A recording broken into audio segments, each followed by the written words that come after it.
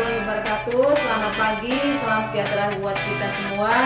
Tabipun. Selamat datang siswa-siswi baru di SMK Negeri 4 Bandar Lampung tahun ajaran 2021-2022. Alhamdulillah, tahun ini untuk jurusan Desain Komunikasi Visual atau Multimedia sudah masuk yang angkatan yang keempat. Perkenalkan, nama saya Rati Windari Eskom. Saya Ketua Kompetensi Keahlian Desain Komunikasi Visual atau Multimedia. Berikut saya akan menjelaskan seputar tentang jurusan Desain Komunikasi Visual. Bidang keahlian seni dan ekonomi kreatif, program keahlian Desain Komunikasi Visual. Visi menjadi kompetensi keahlian yang menghasilkan lulusan mandiri serta berdaya saing tinggi dunia kerja dan dunia industri di bidang desain komunikasi visual. Misi yang pertama, memberikan pembelajaran yang prima dan berjiwa entrepreneurship. Yang kedua, membekali siswa dengan keterampilan desain komunikasi visual atau multimedia yang kompeten dan sejalan dengan perkembangan dunia usaha dan dunia industri di bidang desain komunikasi visual. Yang ketiga, menciptakan lulusan desain komunikasi visual yang siap kerja dan siap untuk melanjutkan di perguruan tinggi.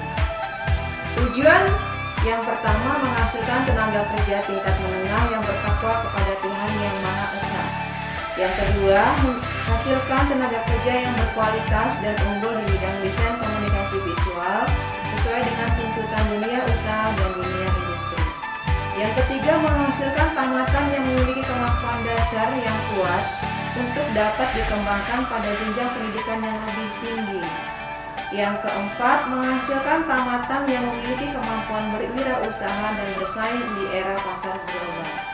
Yang kelima, menghasilkan tenaga kerja tingkat menengah yang profesional di bidang desain komunikasi visual. Yang keenam, menghasilkan tamatan yang berkarakter dan berwawasan lingkungan. Berikut mata pelajaran kejuruan kelas 10 Desain Komunikasi Visual di Sekolah TK atau Pusat Keunggulan. Yang pertama ada Logika dan Teknologi Digital. Ada 4 jam mata pelajaran. Yang kedua ada Ilmu Pengetahuan Alam dan Sosial. Sana ada 6 JP. Yang ketiga kejuruan atau Daftar Mapel atau Unit Kompetensi. Sana juga ada 6 JP. Semua kegiatan pembelajaran di SMK Negeri 4 Bandar Lampung diintegrasikan kepada profil pelajar Pancasila, di mana profil tersebut berisi tentang yang pertama, beriman bertakwa kepada Tuhan Yang Maha Esa dan berakhlak mulia. Di mana pelajar Indonesia yang berakhlak mulia adalah pelajar yang berakhlak dalam hubungannya dengan Tuhan Yang Maha Esa. Ia memahami ajaran agama dan kepercayaannya serta menerapkan pemahaman tersebut dalam kehidupannya sehari-hari. Beriman bertakwa kepada Tuhan Yang Maha Esa dan berakhlak mulia terdiri dari elemen kunci beriman, yaitu 1. Akhlak beragama, kedua akhlak pribadi, ketiga akhlak kepada manusia, keempat akhlak kepada alam, dan kelima akhlak bernegara. Profil yang kedua yaitu berkebinekaan global. Pelajar Indonesia mempertahankan budaya luhur, lokalitas, dan identitasnya dan tetap berpikiran terbuka dalam berinteraksi dengan budaya lain, sehingga menumbuhkan rasa saling menghargai dan kemungkinan terbentuknya budaya baru yang positif dan tidak bertentangan dengan budaya luhur bangsa. Yang mempunyai elemen kunci berkebinekaan global, yang pertama, mengenal dan menghargai budaya. Yang kedua, kemampuan komunikasi intelektual dalam berinteraksi dengan sesama. Yang ketiga, refleksi dan tanggung jawab terhadap pengalaman kebinekaan.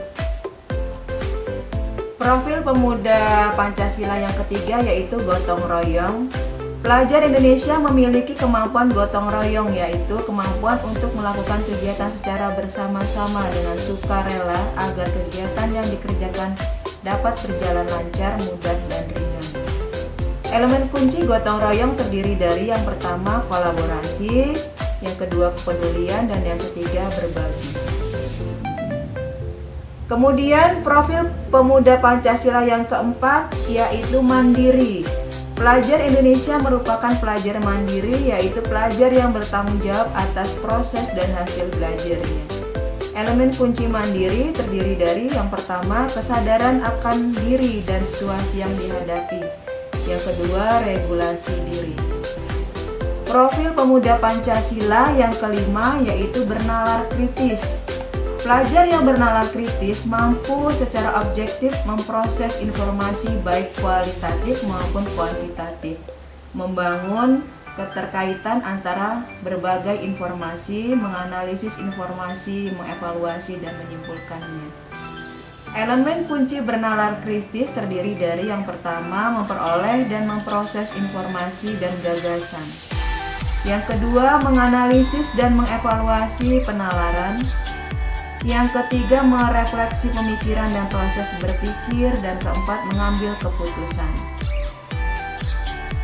Yang terakhir, profil pemuda Pancasila yang keenam yaitu kreatif.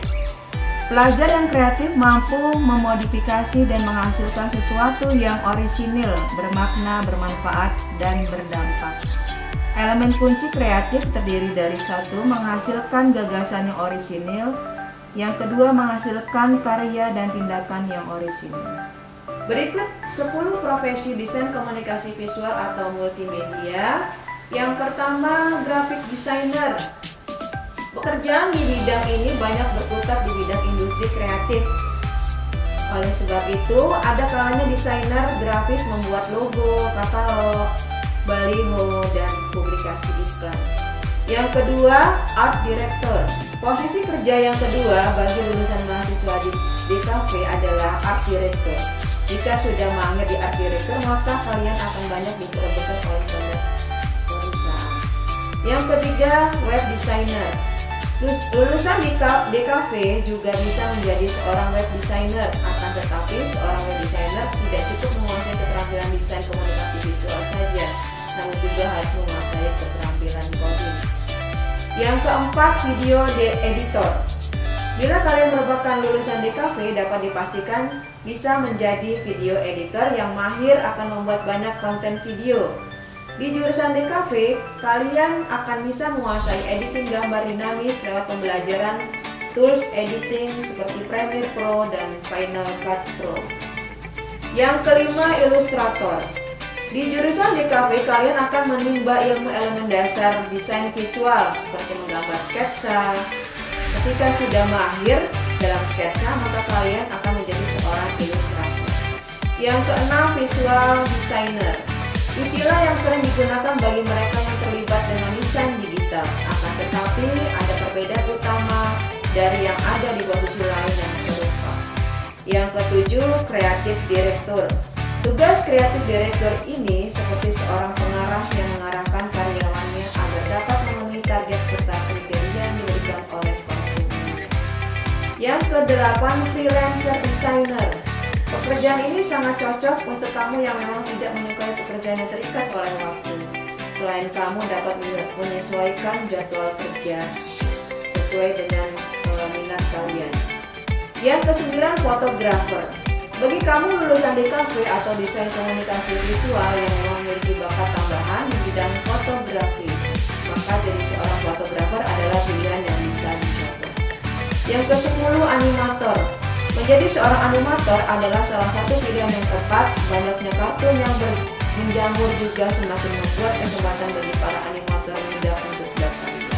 Berikut merupakan kondisi lab dan kegiatan praktek peserta didik, kompetensi keahlian desain komunikasi visual. Terima kasih. Sekian penjelasan seputar kompetensi keahlian desain komunikasi visual. Di masa pandemi ini ada baiknya kita selalu menjaga kesehatan, menggunakan protokol kesehatan, menjaga pola makan. Salam sehat buat kita semua. SMK bisa, SMK hebat. Wassalamualaikum warahmatullahi wabarakatuh.